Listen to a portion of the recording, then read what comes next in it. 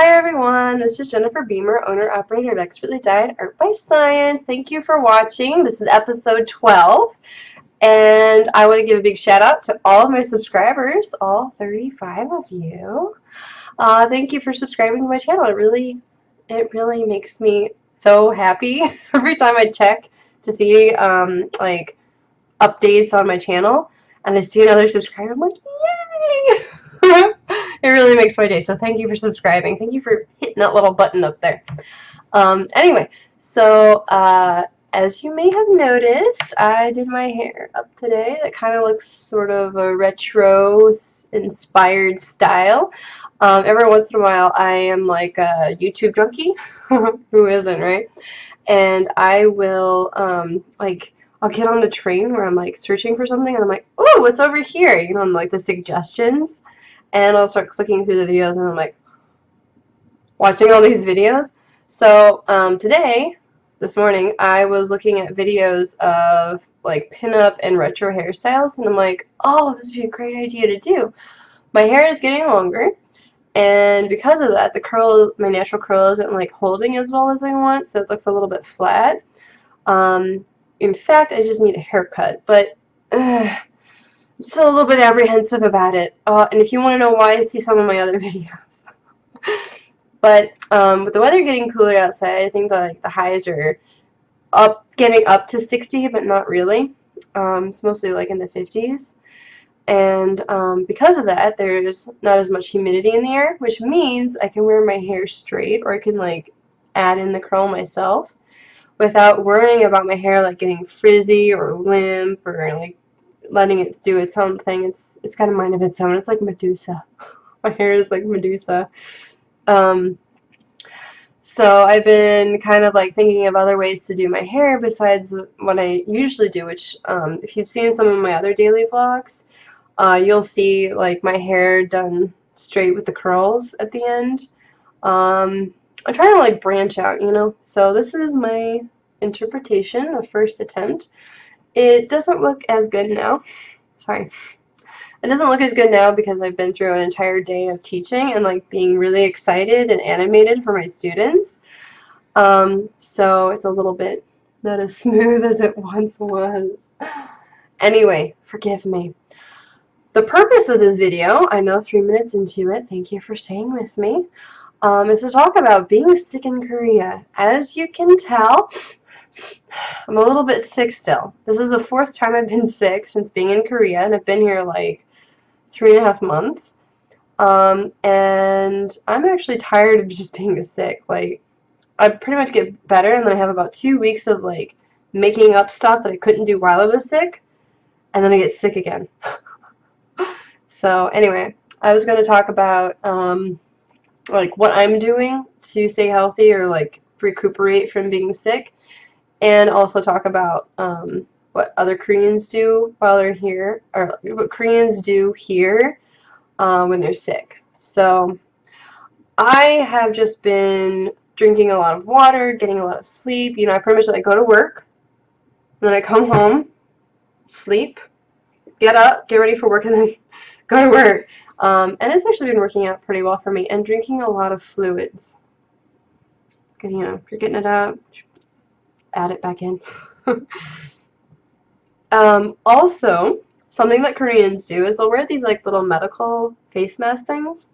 And it makes sense because in an area where there's a lot of people and, you know, people in close quarters, like on subways and stuff like that, if you're coughing, right, or just breathing near somebody, you're getting their germs. So it's like a way to kind of contain the germs and not spread it. So it's actually a really good idea. However, they have various types of masks. Some of them are cute, and you know, they're like small. They're like just covering this part of the face, which is the most important part. And they'll have like a picture of a teddy bear or like a Hello Kitty or something like that. And then they have these really massive ones that are like this big, like covers almost this entire part of your face. And there'll be like a little food flap. You just like lift this up and like you can eat through the face mask. These are great for most people, and I find that Koreans tend to wear these masks more often than I should say natives. I should say foreigners, like anyone not Korean. It's probably partially a cultural thing. I feel sometimes weird when I don't wear them, but like I said, I'm pretty much going to and from work, and that's it. And when I'm at work, I can't really wear a face mask because the students, especially the low-level students that I teach, they sometimes need to see what's going on with my face. Because they might not understand exactly what I'm saying, but they'll either get it from like the context of my face, or they'll look at my mouth and sort of try to figure out what I'm articulating or how I'm doing the articulation, to understand what I'm asking them to do. Because sometimes they'll like, what? So that's why I don't wear a mask, but most Koreans who are sick and they're out and about will wear masks. In America, if I ever got sick or like we ran out of cold medicine in the middle of the night, I might ask the husband, who's so sweet and generous, to go get more medicine from like Meijer or something like that. We had a Meijer literally like 3 blocks away from our apartment, so if it was like any little thing, we would just go down and get it. So they would sell things like NyQuil or Dayquil or whatever, like the knockoff brand, the Meijer brand of it. And, you know, I'd get what I needed, and, you know, I'd be fine, right? I'd just take the medicine whenever. If I ever ran out, I could just go get it. Anything, any teeny little thing I could just go get, right? But in Korea, over-the-counter medicines like cold or cough medicines, they're not as easy to get because they're really only sold in pharmacies. So you can't go to like the 7-Eleven, which they have here, or like the grocery store or whatever to get the over-the-counter medicine that you need. They are only available in pharmacies as far as I know. They have pharmacies pretty much as often as they have convenience stores, and there's like, given like one block, there might be 3 or 4 convenience stores. So they have a lot of pharmacies. Okay, maybe that's not quite right. But they have a lot of pharmacies, and they're spaced evenly out, so you're never really too far away from a pharmacy. The only thing you have to remember is they don't stay open very late. The building where I work, there's a pharmacy on the 1st floor, and I have to remember to get my medications before I go to work because I work in the evening. They close at like 9 or 9:30. So if I get done with work at 9:30, they're often either closing or closed. So yeah, I have to think ahead. If I'm starting to feel sick, or if you're starting to feel sick, get it before, like based on whatever symptoms you have, like if it's starting up here, if it's starting in your lungs or something. Tell them your symptoms. You could do really simple stuff like nose. I've done that before because I couldn't remember the word for sneeze. And you know, usually it's kind of like this cute little charades, and they'll figure it out. And there's like usually pictures on the container that describe the symptoms it takes care of. And what's the most fabulous part about this, the healthcare system in Korea is different than in the United States, and probably because of that, and because they're trying to keep their population probably healthier than otherwise, right? Because there's a lot of people here.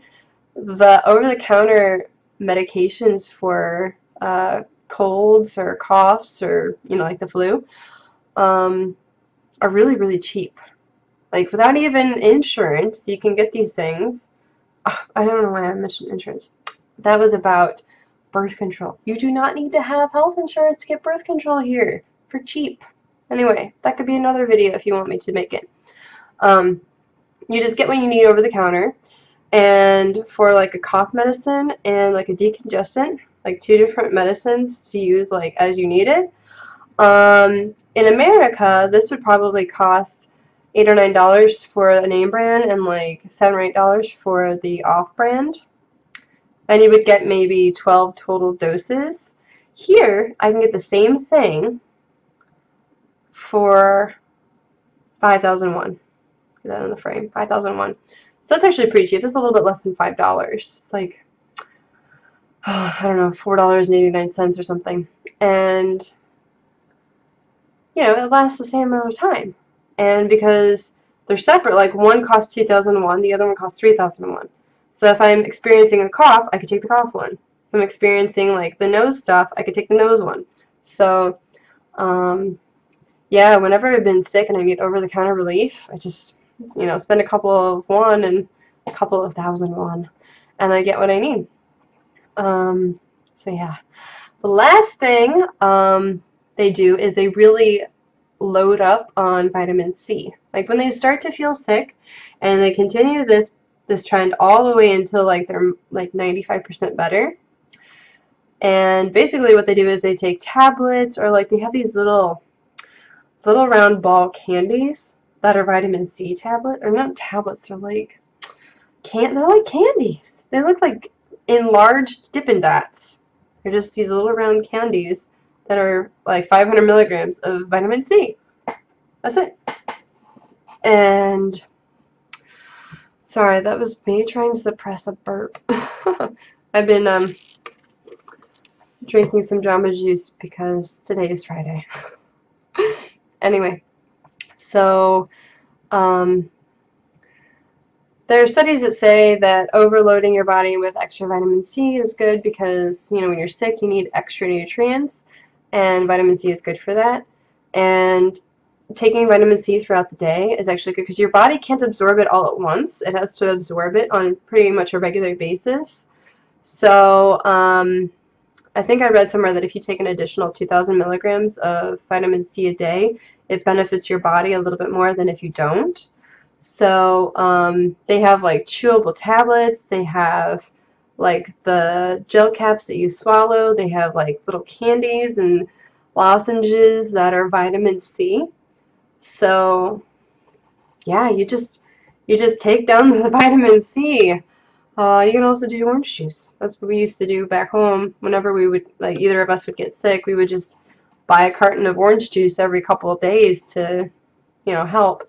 So yeah, they do a lot of vitamin C tablets here as well. And that's actually something I've adopted because, you know, what the heck, if it helps, it helps. So anyway. I feel a little bit exhausted right now because, like, I'm trying to, like, not cough, and I'm trying to not sniff too much, and I'm trying to, like, you know, not make this a huge video. It's already like a 12-minute video, so 13-minute video. Anyway, forgive me. I just thought that I would let you guys know what it's like being sick in Korea now that I've been sick 4 times. I'm starting to become an expert on how to deal with it, I guess. So, anyway, I'm going to wrap this up. If you like this video, please thumbs up, subscribe, tell your friends about me. If you have any comments or suggestions, post them below. If you want me to do a video about like more hairstyles, I might do like my versions, like more modern versions of like the really cute, not cute, like sexy pinup looks. I'm going to start experimenting with this, I think. So if you're interested in seeing videos of more hairstyle videos, please comment below. If you have any other suggestions, also tell me that there. If you hate me or love me, I'll listen to you anyway. Okay? So, thanks for watching. Bye.